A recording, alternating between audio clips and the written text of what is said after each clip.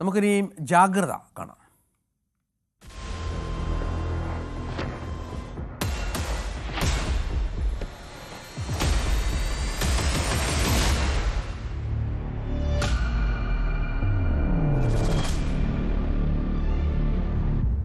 കഴിഞ്ഞ ദിവസം ലഹരി വസ്തുവായ മെത്താഫിറ്റമിനുമായി പിടിയിലായ കണ്ണൂർ സ്വദേശിനി ബുള്ളറ്റ് ലേഡി എന്ന നിഖില ലഹരി മാഫിയയിലെ പ്രധാന കണ്ണിയെന്ന് വ്യക്തമായി.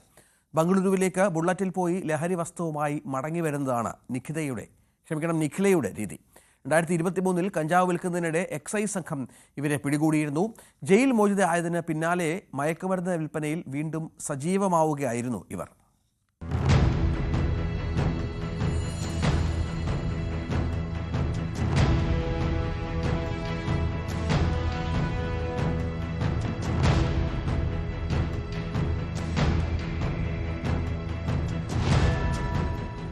കണ്ടങ്കാളി മുല്ലക്കുടിയാലെ സി നിഖിലയെയാണ് രാസലഹരിയായ മെത്താഫെറ്റനുമായി അറസ്റ്റിലായത്. ബംഗളൂരുവിൽ നിന്ന് വിൽപ്പനയ്ക്കായി എത്തിച്ച ലഹരിമരുന്നാണ് രഹസ്യ വിവരത്തെ തുടർന്ന് എക്സൈസ് പിടികൂടിയത്.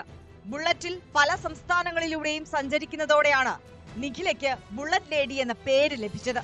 ഈ യാത്രയിലൂടെ ലഭിച്ച സൗഹൃദങ്ങളാണ് ലഹരി വിൽപ്പനയ്ക്കായി ഉപയോഗപ്പെടുത്തിയിരുന്നത്.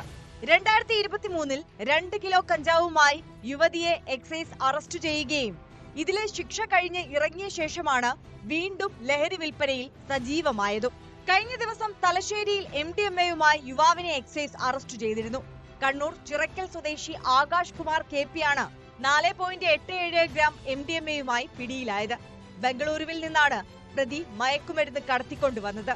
Thalassery excise range inspector Subin രാജും സംഘവും ചേർന്നാണ് പ്രതിയെ പിടികൂടിയത്.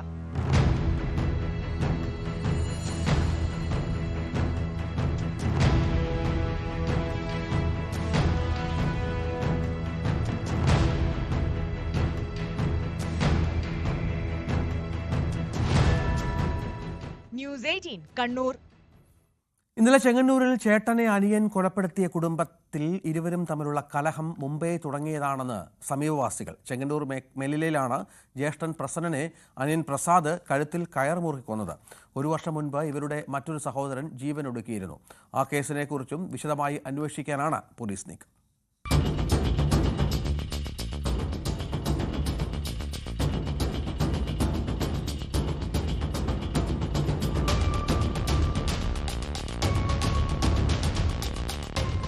ചെങ്ങന്നൂർ തിട്ടമേൽ അരമന മാർത്തോമ പള്ളിക്ക് സമീപം പുലർച്ചെ 3 മണിയോടെയാണ് നാടിനെ നടുക്കിയ സംഭവം. ഉറങ്ങിക്കിടന്ന ജ്യേഷ്ഠനെ കഴുത്തിൽ കയർ കുരുക്കി അനുജൻ കൊലപ്പെടുത്തുകയായിരുന്നു. രാവിലെ പ്രസന്നൻ മരിച്ചു കിടക്കുന്നത് കണ്ട വീട്ടുകാരാണ് വാർഡ് കൌൺസിലറെ വിവരമറിയിച്ചത്. കൌൺസിലർ പോലീസിനെ ബന്ധപ്പെടുകയും കൊലപ്പെടുത്തിയതാണെന്ന് സ്ഥിരീകരിക്കുകയും ചെയ്തു. പിന്നീട് സംഭവവുമായി ബന്ധപ്പെട്ട് സഹോദരൻ പ്രസാദിനെ ചെങ്ങന്നൂർ പോലീസ് കസ്റ്റഡിയിലെടുത്തു. ചോദ്യം ചെയ്യലിൽ ഇയാൾ കുറ്റം സമ്മതിച്ചതായി പോലീസ് പറഞ്ഞു. ഇന്നലെ ഇരുവരും തമ്മിൽ നടന്ന കുടുംബ കലഹത്തിന്റെ തുടർച്ചയായാണ് കൊലപാതകം നടന്നത്. മരിച്ച പ്രസന്നൻ അവിവാഹിതനാണ്.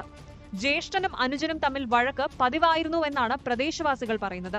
വീട്ടിൽ നടന്ന വഴക്കിനെ തുടർന്ന് പുറത്തുപോയ പ്രസന്നൻ പുലർച്ചെ 2 മണിയോടെ വീട്ടിലെത്തുകയും ഉറങ്ങാൻ കിടന്നതുമാണ്. പിന്നീടായിരുന്നു കൊലപാതകം. ഇവരുടെ മറ്റൊരു സഹോദരനെ 1 വർഷം മുമ്പ് ആത്മഹത്യ ചെയ്ത നിലയിൽ കണ്ടെത്തിയിരുന്നു. നിലവിലെ സാഹചര്യത്തിൽ ആ കേസിനെക്കുറിച്ചും കൂടുതൽ അന്വേഷണം നടത്തുമെന്നാണ് പോലീസ് നൽകുന്ന വിവരം.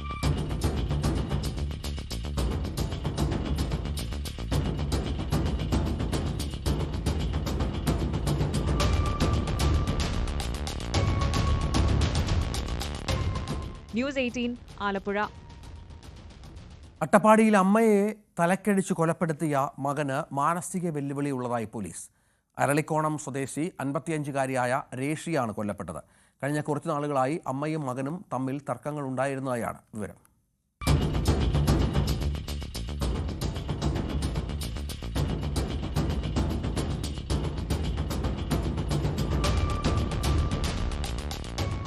ഉറങ്ങിക്കിടന്ന രേഷിയെ മകൻ രഘു ഹോളോ ബ്രിക്സ് ഉപയോഗിച്ച് തലയ്ക്കടിച്ചാണ് കൊലപ്പെടുത്തിയത്. കുടുംബ പ്രശ്നങ്ങളാണ് കൊലപാതകത്തിലേക്ക് നയിച്ചതെന്നാണ് നിഗമനം. പ്രദേശവാസികളാണ് രേഷിയെ ചോരയിൽ കുളിച്ച നിലയിൽ കാണുന്നത്. തുടർന്ന് പോലീസിനെ വിവരമറിയിക്കുകയും മകൻ രഘുവിനെ കസ്റ്റഡിയിലെടുക്കുകയും ചെയ്തു. പോലീസിന്റെ ചോദ്യം ചെയ്യലിൽ പ്രതി കുറ്റം സമ്മതിച്ചു. രഘു മാനസിക പ്രശ്നങ്ങൾക്ക് ചികിത്സ തേടുന്നയാളാണെന്നാണ് പോലീസ് പറയുന്നത്.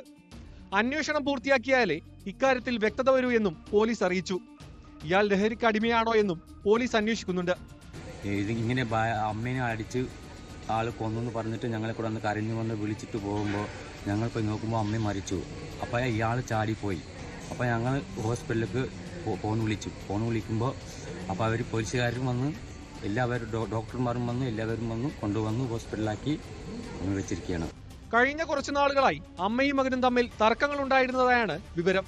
തുടർന്നാണ് പുലർച്ചെ ഉറങ്ങിക്കിടന്ന രേഷിയെ രഘു കൊലപ്പെടുത്തിയത്. നിലവിൽ കോട്ടത്തറ ആശുപത്രിയിലുള്ള രേഷിയുടെ മൃതദേഹം അഗളി സാമൂഹികാരോഗ്യ കേന്ദ്രത്തിലേക്ക് മാറ്റും. കഴിഞ്ഞ ദിവസമാണ് മലപ്പുറം കൽപ്പകഞ്ചേരിയിലും മാനസിക പ്രശ്നങ്ങളുള്ള മകൻ അമ്മയെ വെട്ടിക്കൊന്നത്. രാവിലെ 7 മണിയോടെയാണ് സംഭവം. വീട്ടിൽ വെച്ച അമ്മ ആമിനയെ മകൻ കത്തിക്കൊണ്ട് വെട്ടുകയും ഗ്യാസ് കുറ്റി കൊണ്ട് തലക്കടിക്കുകയുമായിരുന്നു.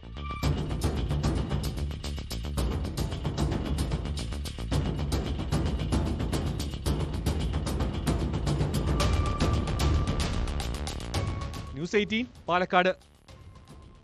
കാക്കനാട് കസ്റ്റംസ് ക്വാർട്ടേഴ്സിൽ GST അഡീഷണൽ കമ്മീഷണർ മനീഷ് വിജയയുടെയും കുടുംബത്തിന്റെയും മരണത്തിൽ ദുരൂഹത അവസാനിക്കുന്നില്ല.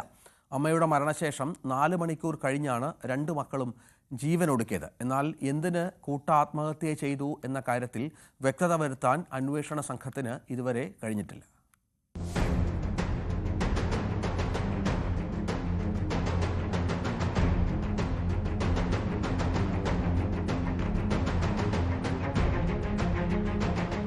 തൂങ്ങിമരിച്ച അമ്മയുടെ മൃതദേഹം കുരുക്കഴിച്ച് താഴെ കിടത്തി അന്ത്യകർമ്മങ്ങൾ ചെയ്ത ശേഷം 2 മക്കളും തൂങ്ങിമരിക്കുകയായിരുന്നുവെന്നാണ് പോലീസിന്റെ പ്രാഥമിക അനുമാനം.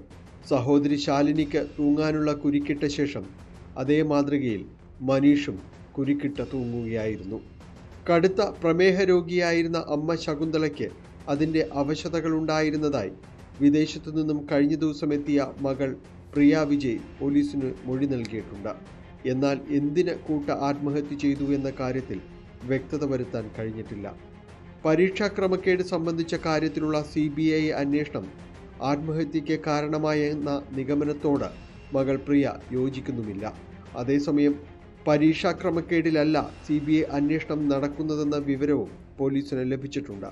ശാലിനി വിദ്യാഭ്യാസ വകുപ്പിൽ ജോലി ചെയ്യുമ്പോൾ സ്കൂൾ അനുവദിച്ചതിൽ ക്രമക്കേട് നടന്നുവെന്ന പരാതിയിൽ ഇവർ പ്രതിയാണ്. ഈ കേസിൽ CBI ഫെബ്രുവരി 15-ന് ചോദ്യം ചെയ്യാൻ നോട്ടീസ് അയച്ചിരുന്നതായും സ്ഥിരീകരിച്ചിട്ടുണ്ട്. ശാലിനി വിവാഹമോചിതയാണ്. ആത്മഹത്യയുടെ യഥാർത്ഥ കാരണങ്ങൾ പോലീസ് അന്വേഷിച്ചു വരികയാണ്. കേസ് സംബന്ധിച്ച CBIയിൽ നിന്ന് വിശദാംശങ്ങൾ തേടുന്നുണ്ട്. സഹോദരി പ്രിയയെ വീണ്ടും മൊഴിയെടുക്കാൻ വിളിപ്പിക്കും.